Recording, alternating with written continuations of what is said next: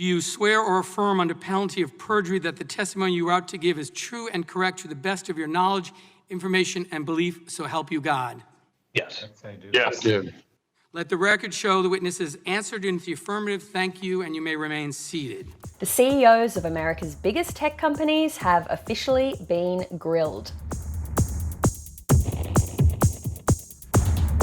Jeff Bezos, Sundar Pichai, Mark Zuckerberg, and Tim Cook appeared in front of Congress to face questions from the House Judiciary Antitrust Subcommittee. This has been in the works for more than a year, and the committee had just one thing in mind: interrogating some of the biggest companies in America about just how much power they hold.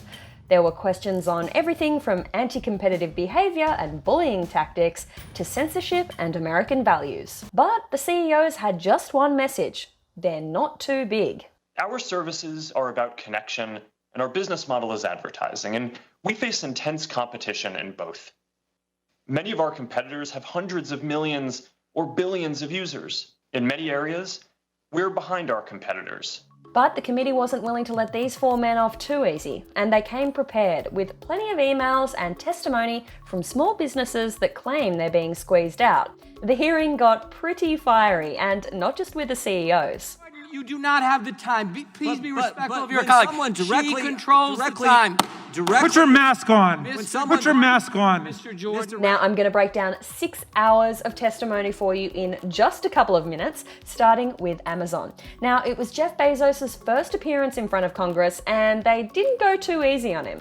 He was grilled about how Amazon promotes its own products through Alexa speakers, about whether it prevents competing streaming services from living on its Fire devices, and, the big one, whether Amazon scrapes data from third-party sellers to release competing products on the Amazon marketplace. At one point, the chair of the subcommittee said that Amazon has become so big that third-party sellers describe it as a drug. And in the past, for lack of a better term, we called it Amazon heroin, because you just kept going and you had to get your next fix, your next check.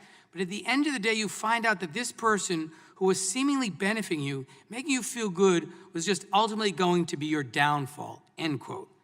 So Mr. Bezos, this is one of your partners.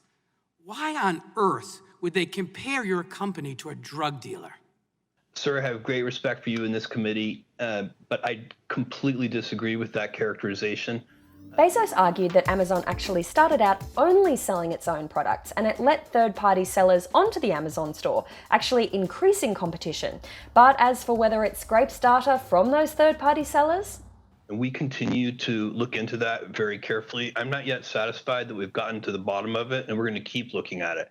Okay, next up, Google. CEO Sundar Pichai faced questions about the company's relationship with China and whether Google suppresses conservative voices. Mr. Pichai, is Google going to tailor its features to help Joe Biden in the 2020 election? Congressman, we approach our work, we support both campaigns today. We think political ads is an important part of free speech in democratic societies, and we engage with campaigns, according to law, and we approach our work in a nonpartisan way. But it wasn't just questions around politics. Google's big showdown was around advertising and search. Google owns a massive proportion of the digital advertising space, and Congress members wanted to know whether it should have that much power. So, say in Seattle, Dee's Electronics, a mom and pop business, wants to buy online ad space in the Seattle Times. Dee's Electronics would need to go to a middleman, like Google Ads, which would then bid for ad space on an ad exchange. The problem is that Google controls all of these entities. So it's running the marketplace, it's acting on the buy side, and it's acting on the sell side at the same time, which is a major conflict of interest. This won't be the last we hear on this topic.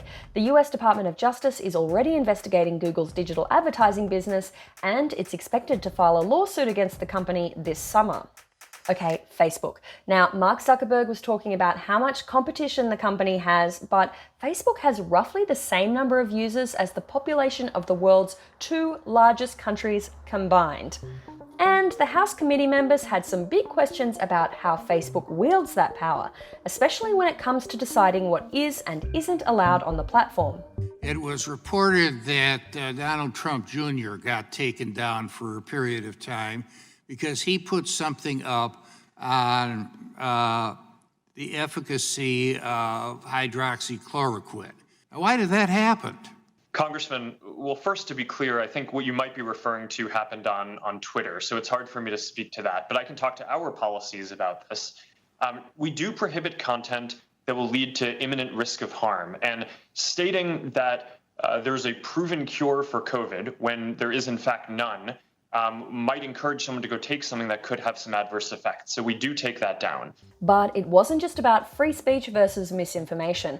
Zuck was also grilled about the company's habit of releasing copycat products to scare off its competitors. Did you ever use this very similar Facebook camera product to threaten Instagram's founder, Kevin Systrom? Congresswoman, I'm not sure what you would mean by threaten. I think it was public that we were building a camera app at the time. That was a well-documented thing. Let me tell you that, in a chat, you told Mr. Systrom that Facebook was, quote, developing our own photo strategy, so how we engage now will also determine how much we're partners versus competitors down the line. Were there any other companies that you used the same tactic with while attempting to buy them? Congresswoman, I want to respectfully disagree with the characterization. I think it was clear that this was a space that we were going to compete in one way or another. I don't view those conversations as a threat in any way. And finally, Apple. After a flurry of early questions, CEO Tim Cook kind of flew under the radar, but he was quizzed about the power of the App Store and just how much of a cut Apple takes from its developers. The big question? Whether Apple blocks third-party apps that compete with its own products, like, say, screen time management apps that reportedly disappeared from the App Store after Apple launched its own screen time app. Does Apple have the power to exclude apps from the App Store? If you look at the history of this, Congresswoman, we've increased the number of apps from 500 to 1.7 million. So there's a very wide gate for the App Store. And there's fierce competition for developers, and we want every app we can on the platform. There was a lot that went down, and plenty of answers were met with a, "Can we get back to you on that one, guys?" So this definitely isn't the last we've heard about these antitrust issues. But as always, here at CNET, we'll be ready to explain them for you, even if it means sitting through hours and hours of congressional hearings.